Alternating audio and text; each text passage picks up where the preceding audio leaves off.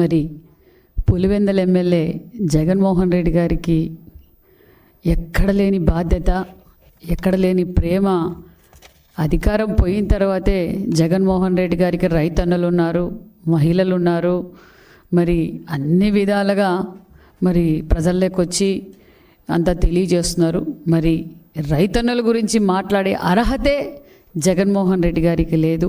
మరి 2019లో జగన్మోహన్ రెడ్డి గారు నా రైతన్నలు, నా బీసీలు, నా బడుగు బడిగిన వర్గాలు, నా యువత అని చెప్పి ఏ విధంగా దగా చేశారో ప్రజలందరూ చూశారు. ముఖ్యంగా రైతన్నలను ఏ విధంగా ద్రోహం చేశాడో మరి రైతు ద్రోహి జగన్మోహన్ రెడ్డి గారు.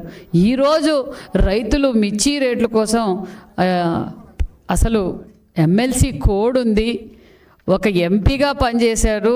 ఇప్పుడు మాజీ ముఖ్యమంత్రి 5 ఏళ్ళు ముఖ్యమంత్రిగా పనిచేశారు. ఇప్పుడు పులివెందుల ఎమ్మెల్యేగా ఉన్నారు. ఎంత బాధ్యతగా వ్యవహరించవలసిన జగన్మోహన్ రెడ్డి గారికి ఇంకా రైతులు ఈయనే తీర్చిదిద్దే విధంగా నిన్న పోయి మీ మిర్చి మండి కాడ ఏ విధంగా ప్రవర్తించాడో మనం అందరం చూసాం. అది ఆయన పద్ధతి.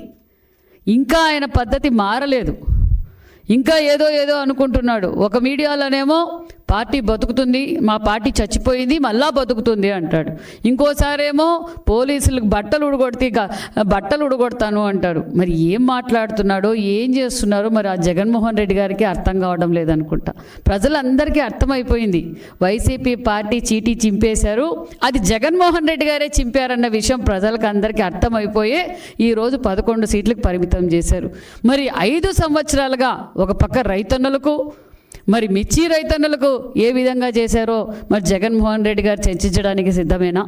ప్రజలకు అర్థమైపోయింది. నిన్న వచ్చిన వారు కూడా మిర్చి రైతులు కాదు, మహాన్ బావా నువ్వు వస్తే మాకు ఇంకా నష్టం జరుగుతుంది, నువ్వు దూరంగా ఉంటే చాలని కూడా రైతన్నులు పక్కన మాట్లాడుకుంటున్నారన్న విషయం కూడా అందరికీ తెలుసు.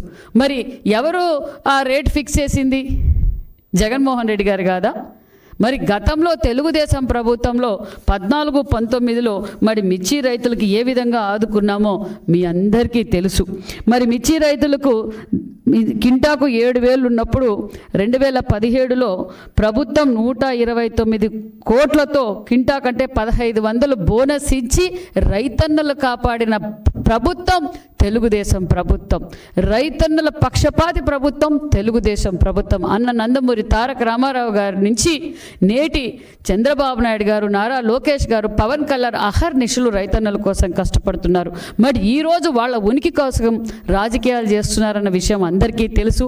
మరి గత 5 ఏళ్లలో జగన్మోహన్ రెడ్డి గారు పెట్టిపోయిన బకాయిలు, ధాన్యం కొనుగోలు బకాయిలు కూడా సుమారుగా 1,680 కోట్ల రూపాయలు నిధులు కూడా. ఎందుకంటే రైతన్నలు ఇబ్బంది పడకూడదు, రాజకీయాలు కాదు ముఖ్యం, రైతన్నలు ఇబ్బంది పడకూడదు అనే ఉద్దేశంతో మాన్యశ్రీ ముఖ్యమంత్రి చంద్రబాబు నాయుడు గారు 1,680 కోట్లు బకాయిలు కూడా, గత ప్రభుత్వం బకాయిలు కూడా ఎన్డీఏ ప్రభుత్వమే చెల్లించిందనే విషయం కూడా తెలియజేస్తున్నాం.